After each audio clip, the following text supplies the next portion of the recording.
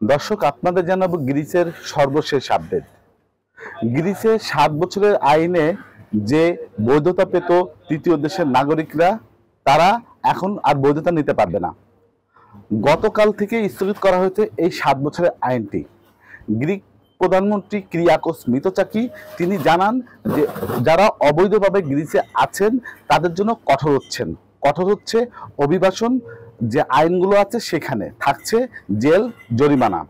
এর মধ্যে যদি কেউ অবৈধভাবে ধরা পড়ে তার 3 বছরের জেল এবং সর্বোচ্চ 10,000 ইউরো জরিমানা হতে পারে।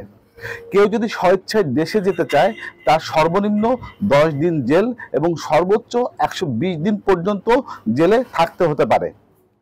তবে এখন পর্যন্ত জানা যায়নি যে নতুন কোনো আইন আসবে কিনা।